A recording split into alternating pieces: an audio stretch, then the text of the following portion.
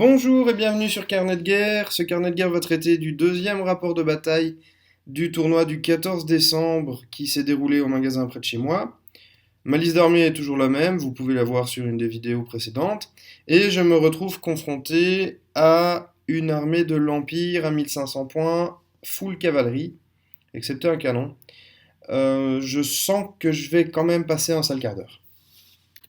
Alors, au niveau de la table, elle est encore plus petite que l'autre, donc on joue sur une table qui fait 1 mètre sur 1 mètre. C'est très étroit, on a un peu galéré à la phase de déploiement. Mais enfin voilà, ma foi c'est comme ça. Sur la table, vous verrez, sur les bords, il y a deux ruines qu'on a considérées comme des infranchissables. De chaque côté de la table, il y a une colline, et au centre, il y a une ruine qu'on a considérée comme étant un bâtiment et non pas une simple ruine. Donc il y a moyen de la capturer. Je commence une nouvelle fois à me déployer en premier et je pose directement mon unité de zombies en plein milieu du jeu de quilles, comme la dernière fois. Avec mon maître nécromancien, j'espère arriver assez vite au bâtiment pour pouvoir me mettre à l'abri. Enfin, c'est ce que j'espère.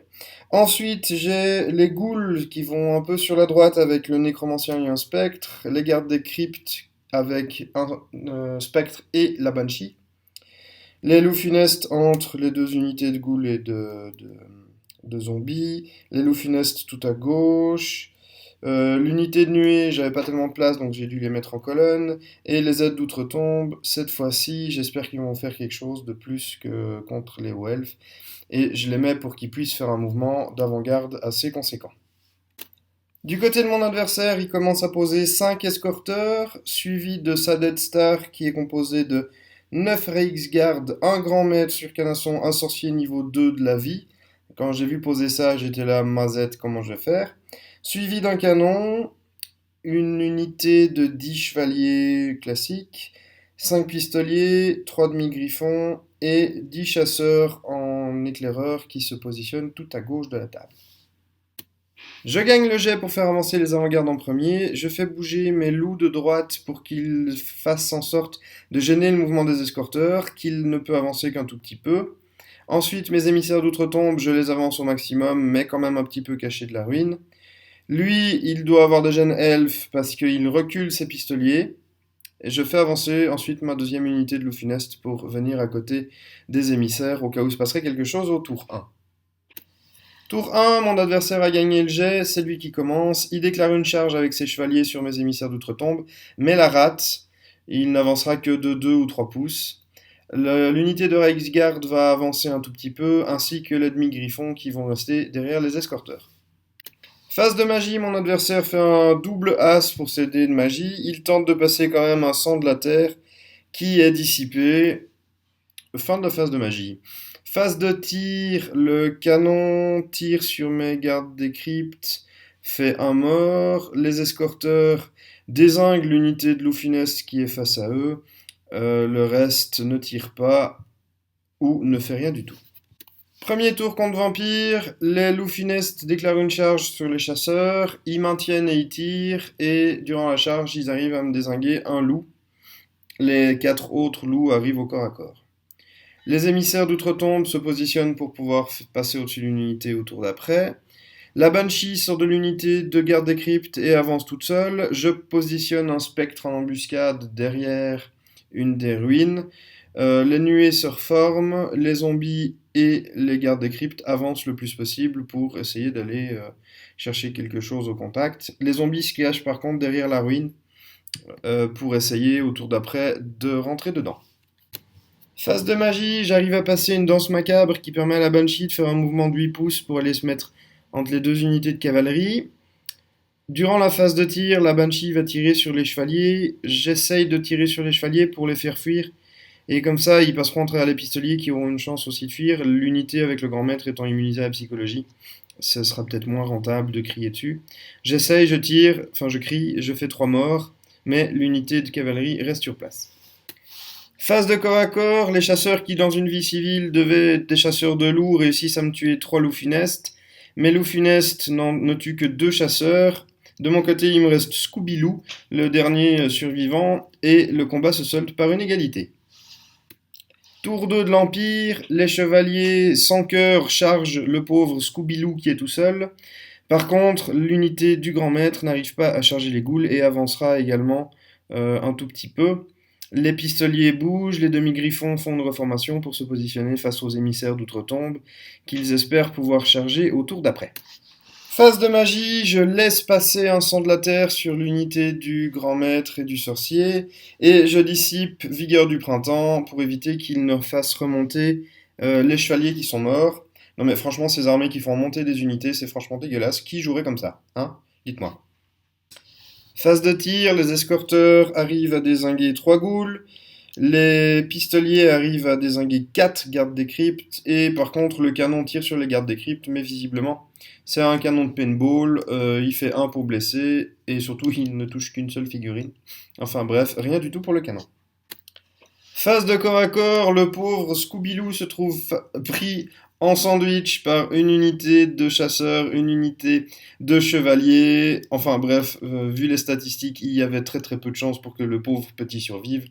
Il se fait allègrement piétiner et les unités réussissent leur jet et se reforment pour faire face aux menaces qui vont leur tomber dessus par vengeance. La mort du pauvre Scooby met les morts vivants dans une rage folle. Je décide de charger avec mes gardes des cryptes l'unité de chevaliers impies qui a commis le crime de tuer ce pauvre loup. Les chevaliers, voyant la fureur dans les yeux de mes gardes des cryptes, décident de fuir, mais oui, bien sûr, laissant les archers à portée. Je redirige donc mes gardes des cryptes sur les archers.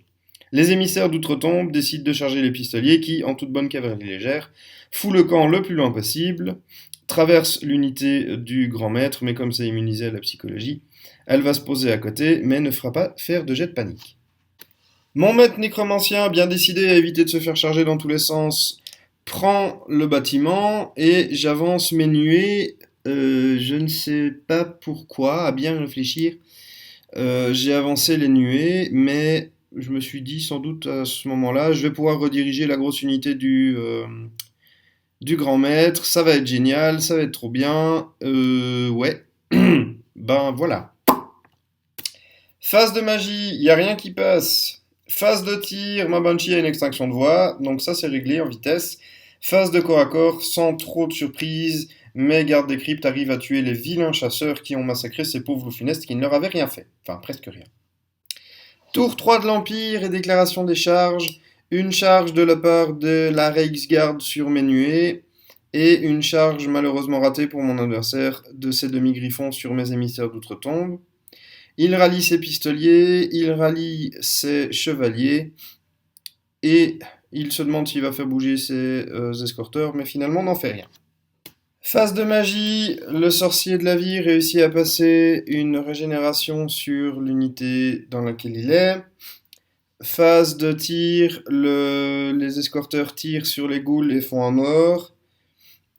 Les pistoliers essaient de tirer sur les ghouls mais ne font rien du tout. Le canon fait un superbe tir sur les gardes des cryptes et sur 3 touches fait 3-1. C'était vraiment très beau à voir, un canon qui balance des boulets en mousse, j'aime beaucoup ça. Phase de corps à corps, le grand maître brandit son arme magique et se met à tabasser comme un sourd sur mes pauvres nuées qui n'y ont rien fait. Évidemment, avec le résultat de combat, mes nuées pop directement, on n'en parle même pas. Il réussit son jet de commandement pour ne pas faire une charge irrésistible et se reforme en direction de mes ghouls. Mon nécromancien commence à transpirer. Tour 3 des contes vampires, mes gardes des cryptes déclarent une charge sur les chevaliers qu'ils vont réussir. Et là, je m'aperçois que je peux essayer de m'en sortir avec mes ghouls. Je déclare une charge sur les pistoliers, avec le spectre également. Je réussis ma charge, les pistoliers foutent le camp, le spectre les rattrape, par contre les ghouls, elles, avancent de quelques misérables pouces, en plus pour offrir vraiment nickel le flanc à l'unité de Reichsgarde. Mes émissaires d'outre-tombe, bien décidés à faire quelque chose, font une marche forcée et passent au-dessus de l'unité de demi-griffon, font perdre 4 points de vie à l'unité. Et ma Banshee se rapproche pour pouvoir hurler à ses poumonés sur une des 2 unités toutes proches d'elle. Phase de magie, absolument rien de significatif ne se passe de mon côté, tous mes sorts sont dissipés ou n'arrivent pas à passer.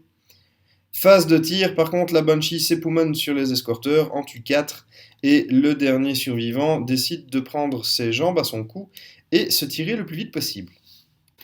Phase de corps à corps, les gardes des cryptes et le spectre décident de venger Scooby pour de bon. Ils moissonnent dans les chevaliers, font perdre 4 chevaliers. Les chevaliers en riposte ne font rien du tout. Face à une telle détermination, les chevaliers décident de rentrer chez eux pour parler de ça à leurs femmes et à leurs enfants. Ils foutent le camp. Je réussis un jet pour me rallier, enfin pour me reformer, et je me dispose à aller donner un coup de main au reste de mon armée. Tour 4 de l'Empire, le grand maître est pas très content de comment ça se passe, alors décide de charger les pauvres ghouls et l'innocent nécromancien qui n'a rien fait. Le dernier escorteur ne se rallie pas et fuit hors de la table, tandis que les demi-griffons pensent qu'ils ont quand même un peu chaud à leurs fesses, alors ils décident de mettre le plus de distance possible entre la Banshee, les émissaires, et vont en direction de l'unité du grand maître. Phase de magie, le sorcier niveau 2 passe un sang de la terre que je ne dissipe même pas, ça ne vaut pas la peine, contre des ghouls vont de toute façon morfler. Il essaie de passer un vigueur du printemps, mais comme je ne supporte pas que l'armée de l'Empire essaie de relever plus de figurines que moi qui joue mort-vivant, je le dissipe. Phase de tir, le canon vise les gardes des cryptes, et en tant que bonne machine de destruction massive et d'artisanat humain, ne fait rien. Ils auraient peut-être dû engager des nains la prochaine fois pour faire leur canon, mais non, il ne fait rien du tout. Phase de corps à corps, le grand maître décide d'en terminer avec le nécromancien. Tant mieux pour lui. Il jette ses dés d'attaque. Et en fait, il ne blesse qu'une seule fois. Le nécromancien est encore là. C'est le cheval du grand maître qui a décidé de piétiner les pauvres restes du nécromancien. Le reste de l'unité tape sur les ghouls, me fait plein de pertes. Je riposte avec le peu qui me reste. Je ne passe même pas une blessure, je crois, si peut-être en empoisonné. Il les sauvegarde. À la résolution de combat, l'entièreté de mon unité pop. Il réussit à nouveau un jet pour se reformer et se reforme en direction du bâtiment du centre de table. Tour 4 des contes vampires, je décide de charger avec le spectre dans les demi-griffons en pensant qu'ils vont peut-être rater un jet de peur, de terreur, mais j'ai oublié qu'ils faisaient la peur, donc en fait ils vont rien rater du tout. Le reste de l'armée va se positionner, les émissaires d'outre-tombe et la Banshee vont se positionner de façon à ce que le canon n'ait pas de ligne de vue sur mes autres unités. Il est suffisamment négatif au niveau de son karma pour réussir un one-shot sur mon maître nécromancien si par hasard il arrive à l'avoir dans ligne de mire, donc j'évite ce genre de choses. Les gardes des cryptes arrivent en renfort et voyant que l'unité du grand maître est en position de charger le bâtiment central, je sors mon unité de zombies avec mon maître nécromancien de l'autre côté du bâtiment. Les quelques tours qui va rester, j'ai l'impression que ça va être un jeu de cache-cache entre lui et moi. Phase de magie, j'arrive à passer un poids des âges sur l'unité des Reiksguard. Je tue 2 Reiksguard et fais perdre 1 point de vie aux sorciers. C'est une grande victoire, mais je peux faire mieux. Je passe également une invocation que j'arrive à passer. Je régénère tous mes gardes des cryptes. Je fais popper une pétée de zombies, mais comme je suis positionné de façon un peu délicate, je ne peux en ramener que 4. Le reste ne peut pas se positionner, donc n'apparaît pas. Phase de tir, ma Banshee n'avait plus de Ricola, donc elle n'arrive pas à tirer sur le canon pour lui faire des dégâts. Phase de corps à corps, mon spectre brasse un peu de l'air, il n'y a pas de blessures qui sont faites. À la résolution de combat, avec la charge et l'attaque de flanc, je gagne de 1, mais les demi-griffons ne bougent pas, réussissent leur test de commandement. Tour 5 de l'Empire, la Reiksguard charge le spectre. Durant la phase de magie, il se contente de dissiper le poids des âges qu'il a sur son unité de Reiksguard. Phase de tir, le canon a les lignes de vue bouchées, donc ne fait pas de tir. Et durant la phase de corps à corps, le grand maître, une fois de plus, fait preuve de beaucoup de maîtrise en moissonnant le spectre à l'aide de son arme magique. Tour 5 des contes vampires, la Banshee et les émissaires d'outre-tombe chargent le canon. Le spectre sort de l'unité de garde des cryptes et vient se positionner pour faire de la redirection devant l'unité de zombies qui, elle, s'est reformée pour pouvoir avoir une ligne de vue sur les unités adverses. Phase de magie, j'arrive à passer un poids des âges en irrésistible sur l'unité de Reiksguard. Je tue 3 chevaliers, j'arrive pas à avoir ni le sorcier ni le grand maître, par contre j'ai le champion de l'unité. Le fiasco me donne, je perds un niveau de magie et je perds du coup le souffle de la non-vie comme sortilège. Phase de tir, ma Banshee a toujours une extinction de voix. Par contre, au corps à corps, je bousille le canon. Je fais une charge irrésistible et je sors de la table. C'était un petit peu mon but pour éviter d'avoir une charge de flanc de l'unité de Reiksgard sur mes éthérés parce qu'ils auraient sans doute pas fait le poids. Sixième et dernier tour de l'Empire, les mouvements, l'unité de Reiksgard se positionne face à mes unités au cas où j'imagine je voudrais charger. Les demi-griffons décident de ne pas me laisser les points de l'unité et se tirent le plus loin possible à l'autre bout de la table. Phase de magie, le repop est dissipé. Je ne vais pas laisser passer une vigueur du printemps sur les Reiksgard, faut pas déconner. Par contre, le sorcier niveau 2 dissipe également le poids des âges qu'il a sur la tronche. Tour 6 des comptes vampires. Je ne déclare pas de charge parce que je vais essayer de tuer l'unité de Reiksgard autrement. Ma Banshee et les émissaires d'Outre-Tombe reviennent. Je les fais avancer le plus possible en direction de l'unité de Reiksgard. Phase de magie. J'essaie de repasser un poids des âges, mais il est dissipé. Par contre, je rate de la danse macabre qui m'aurait permis, avec les aides d'Outre-Tombe, de passer par-dessus l'unité de Reiksgard. C'est dommage, mais voilà, c'est dissipé aussi. Phase de tir, la Banshee s'époumonne le plus qu'elle peut, mais une fois de plus, elle n'a plus de voix et elle ne fait rien du tout. Fin de la partie. Petit récapitulatif des unités prises à droite et à gauche. Pour moi, je lui ai pris les pistoliers, les escorteurs, l'unité de 10 chevaliers, le canon et les chasseurs. De son côté, il a mon unité de Ghoul avec le nécromancien, les deux unités de loup funeste, l'unité de nuée et un spectre. Ce qui nous donne une égalité. Alors je tiens à dire que la partie était vraiment très agréable à faire. Mon adversaire était très agréable aussi. La table était un tout petit peu étroite quand même, 1 mètre sur 1 mètre pour un déploiement, c'est un peu... Voilà. Je trouve que je m'en suis pas trop mal sorti face à une armée full cavalerie, même si j'ai ma Banshee et les émissaires d'outre-tombe qui enlèvent les sauvegardes d'armure. Disons, si j'avais vraiment forcé le corps à corps, je pense que je m'en serais pris vraiment plein la tronche. Je suis assez content du résultat. J'aurais aimé faire plus, notamment au dernier tour, pouvoir passer ma danse macabre sur les aides d'outre-tombe. Ma foi, voilà, mon adversaire a vu venir le coup, il a gardé assez de dés en réserve. C'était bien joué de sa part. C'était une partie très agréable. Je vais faire un bilan du tournoi, car oui, malheureusement, nous n'avons joué que 2 parties. On n'a pas eu le temps de faire plus. Je ferai un bilan du tournoi dans une autre vidéo avec, je reprendrai les unités, je donnerai mon avis sur 2 3 choses qui se sont passées. J'espère que ce rapport de bataille vous a plu. Je vous souhaite déjà de joyeuses fêtes de Noël. À bientôt et que les dés soient avec vous.